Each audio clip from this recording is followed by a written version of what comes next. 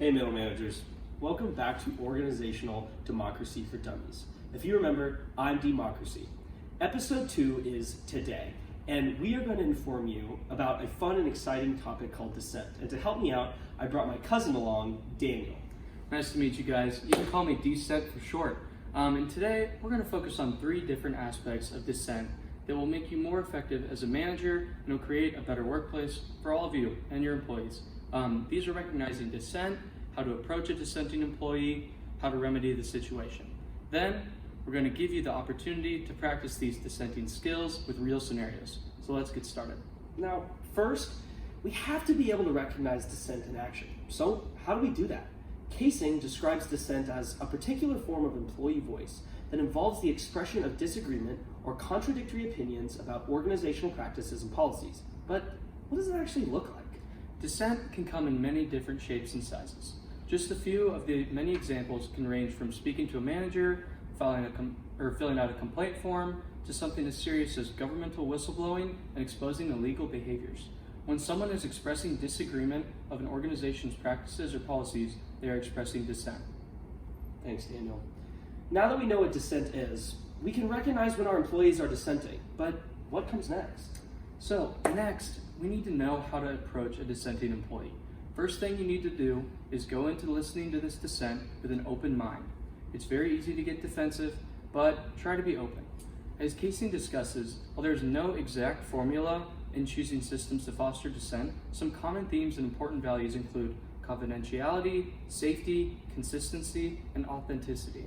If you focus on fostering those values when dealing with a consenting employee, you can be successful in solving these issues without escalation. Wow, that's great stuff. We're really learning a lot here. Lastly, I gotta know how we remedy these situations. I mean, the best way I know to remedy this situation is to find a balance between democratic decision making and doing what's best for the business. Obviously, you can't cater to every complaint received. However, keeping an open line of communication is important. Take these dissenters into consideration when making decisions and try to be understanding of the perspective of others. Now that we have a basis of understanding dissent, let's just put it into action. We're going to show you a couple different situations. You will get practice dealing with a dissenting employee, choosing the option you see fit best for ensuring a democratic workplace. Let's begin.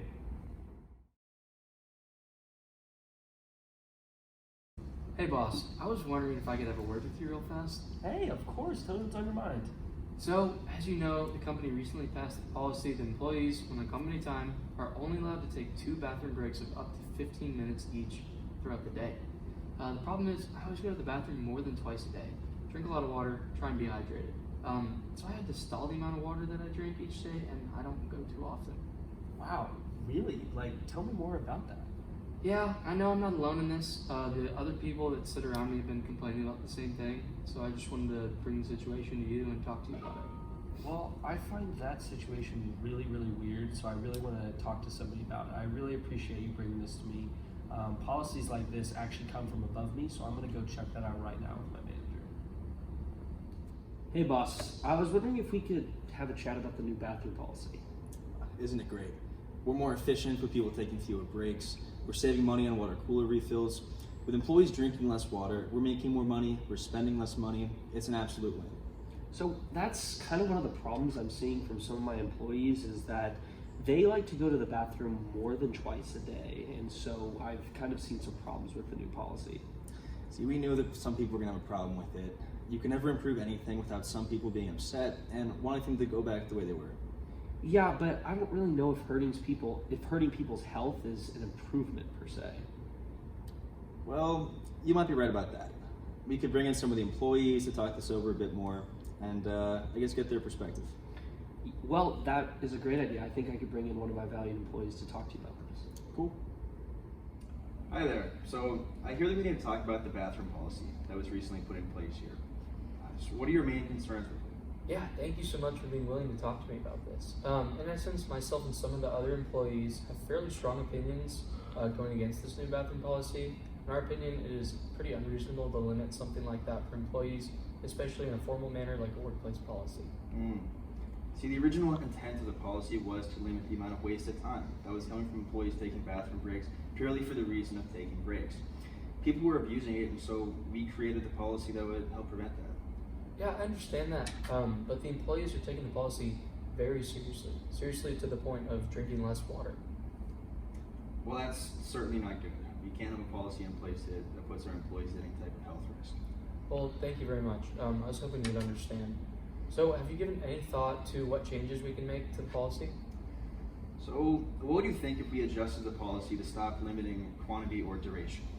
I think that if we came forward to the rest of the employees and we were just open about the reason we made the policy in the first place, we'd like to alter the policy to just encourage responsible use of breaks and break time when working. Just give more discretion to the employees. How does that sound?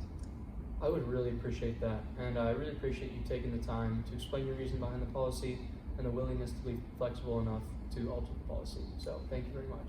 Absolutely. Wow, that was awesome. Now that we've taken a look at our first situation, let's take a look at the next one. Let's roll it.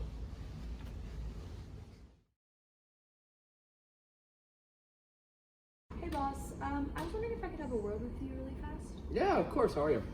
Doing good. So, as you know, the company recently passed the policy that employees, when on company time, are only allowed to take 2 bathroom breaks up to 50 minutes each throughout the whole day. The problem is, I always go to the bathroom more than twice a day. So I had to stall the amount of water that I drink each day so I don't go too often. Really? Yeah, and I know I'm not alone in this. The other people that sit around me have been complaining about the same thing. Okay. Well, I mean, I appreciate you bringing this to me. Policies like bathroom breaks actually come from my boss. They come from above me. So I can talk to my boss and we can see what we can do, though. And then you and I can meet up again later. Great, thank you. Hey boss, I was wondering if we could maybe talk about the new bathroom policy. Yeah, isn't it great? We're more efficient with people taking fewer breaks, and we're saving money on the water cooler refills. With employees drinking less, we're making more money, we're spending less money. It's a win-win. Yeah, so that's actually the problem that I've gotten. Some of the employees are a little bit less than happy with the situation, not being able to go to the bathroom or really drink as much water throughout the day. I mean, we knew that people would have problems with this. You can never improve something without people wanting to go back to the way it was. You just have to sell the policy to your employees and show them the many advantages that come from drinking less water, like not carrying around the water weight, not having to deal with the annoying feeling of having to pee. Plus, it's a good survival skill to be able to ration water a little bit. Yes, but we have to give some of these employees something, or they're going to think that we're just ignoring them and they'll keep bothering me with this. This person in question is not even the first person to mention it to me, so is there anything that we can do? Maybe we can trick them into not wanting to use the bathroom as much? Ooh, I like that. What do you have in mind? Well, so the problem is that employees are drinking too much water or enough water and having to pee a lot and wasting time to do so, right? So what if we make them not want to drink more water? Like, what if we put notes up on the sink that say you can't drink the water that comes out of it, and then we can slow down or stop the water cooler refills, or even just turn off the cooling piece that it's warm, lukewarm water. Then employees will have to either bring water from home, and we'll save money still, and they won't be drinking a lot of water through the day. I love it. Let's give it a try and see how it works for a couple of weeks. So, did you talk to your boss? Yeah, and actually, fortunately, we think that we have some things figured out, changes that we can make to the policy. That's awesome. What are they? Well, so in the end, we actually decided you're absolutely right. It's unfair of us to actually put a rule on how many times or for how long employees to go to the bathroom. It just seems a little bit inhumane. So we're going to go ahead and remove the limit on bathroom breaks, both time and number that we can go. That's awesome. Thank you for listening and taking this situation seriously. Myself and the others really do appreciate it. Yeah, absolutely. Which one of those 2 scenarios do you think was the good one? Waiting for an answer. That's right, the first one. As you can see, dissent is a very, very important part of any organization. We hope that these scenarios today have helped you learn a little bit more about how to recognize dissent and what you should do to best handle it in your organization. We'll see you next time. Thank you.